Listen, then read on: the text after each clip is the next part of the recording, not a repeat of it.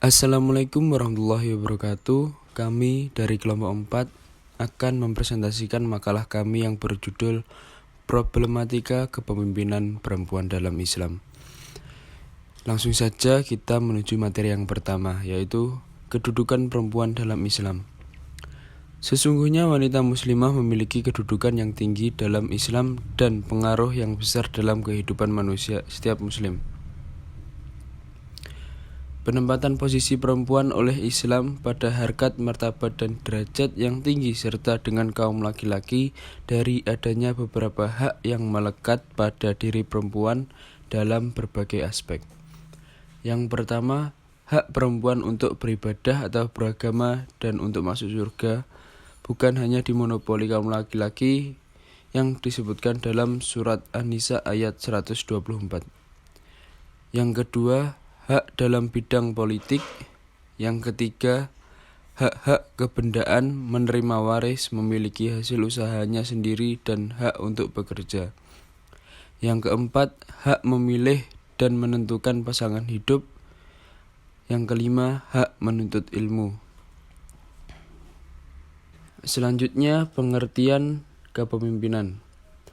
Kepemimpinan atau leadership adalah kemampuan dari seseorang untuk memenuhi orang lain atau pengikutnya sehingga orang lain tersebut bertingkah laku sebagaimana yang dikehendaki oleh pemimpin tersebut, sedangkan pemimpin adalah orang yang mempunyai pengikut yang mengatur dan mengkoordinasi aktivitas grupnya untuk mencapai sebuah tujuan hidup bersama. Poin C. Kepemimpinan perempuan dalam Islam. Yang pertama, kepemimpinan perempuan sebagai kepala negara. Dalam hal ini ada dua hal yang harus diperhatikan agar tidak terjadi kerancuan atau kesalahpahaman. Yang pertama, yaitu masalah individu perempuan dalam perannya sebagai pemimpin pemerintahan. Kedua, masalah sistem pemerintahan. Kedua hal itu harus dipahami sebagai satu kesatuan, bukan terpisah. Sehingga jika dikatakan bahwa perempuan tidak dibenarkan menjadi presiden, bukan otomatis dipahami bahwa laki-laki diperbolehkan. Dari surat At-Taubah ayat 71 bisa diambil kesimpulan bahwa Al-Quran tidak melarang perempuan untuk memasuki profesi sesuai dengan keahlian seperti guru, dosen, pengusaha, menteri, hakim, bahkan kepala negara sekalipun, yaitu presiden atau yang lain. Namun juga dalam tugasnya tetaplah memperhatikan hukum-hukum atau aturan yang telah ditetapkan dalam Al-Quran. Yang kedua, presiden gubernur perempuan dalam perspektif fikih siyasah. Apakah seorang perempuan boleh menjadi pemimpin? Nah, pertanyaan ini telah menjadi perdebatan di antara para ulama dunia. Di antara ulama ada yang membolehkan dan ada juga yang tidak memperbolehkan. Pandangan para ulama klasik mayoritas tidak menyetujui jika perempuan menjadi pemimpin dalam ranah publik yang kebanyakan dilakukan oleh laki-laki. Berbeda dengan ulama modern dan kontemporer saat ini yang lebih melihat ke dalam fakta sejarah dan realita yang ada sekarang, bahwa banyak dari kaum perempuan yang memiliki kemampuan dalam bidang politik dan jabatan penting di ranah politik yang biasanya didominasi oleh laki-laki. Nah, di Indonesia sendiri, wacana hukum Islam tentang boleh tidaknya wanita menduduki jabatan publik baik tingkat tertinggi maupun level yang lebih rendah yang masih muncul relatif baru dan kemungkinan juga masih diperbincangkan dan diperdebatkan. Akan tetapi, sebagai negara yang berlandaskan Pancasila, tidak ada larangan seorang perempuan menjadi pemimpin. Namun, di samping itu juga bertentangan dengan masyarakat Indonesia yang memegang teguh ajaran Islam. Dalam konteks negara demokrasi, perempuan sama kedudukannya di mata negara. Begitu juga dalam konteks dunia usaha, tidak ada perbedaan antara kaum laki-laki dan perempuan, yang artinya antara keduanya menempati posisi yang setara dalam dunia usaha. Di Indonesia juga seorang perempuan dapat menjadi presiden, bupati, camat, gubernur, ataupun wali kota.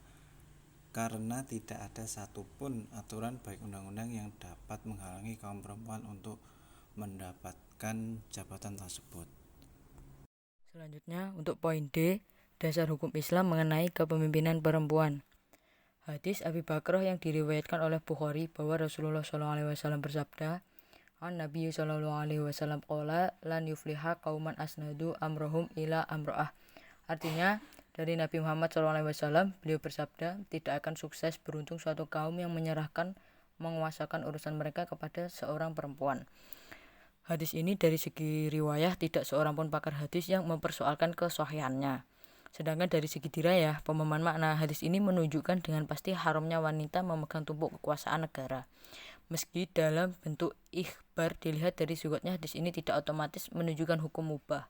Sebab parameter yang digunakan untuk menyimpulkan apakah sebuah kitab berhukum wajib, sunnah, makruh ataupun haram adalah qarinahnya, indikasinya, bukan sudutnya, bentuk kalimatnya.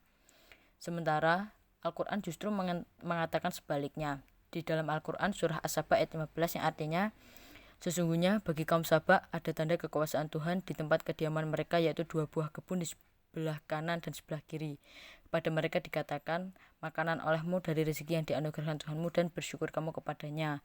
Negerimu adalah negeri yang baik dan Tuhanmu adalah Tuhan yang maha pengampun.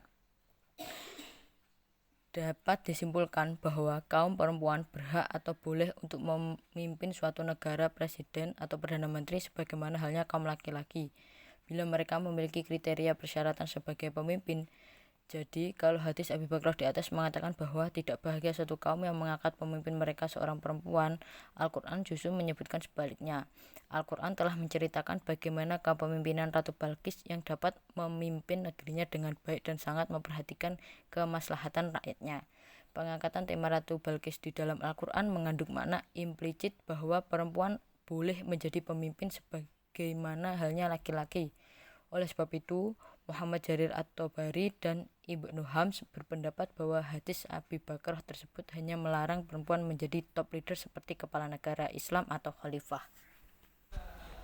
Sekian dari kelompok kami, ada kurang lebihnya kami mohon maaf. Wassalamualaikum warahmatullahi wabarakatuh.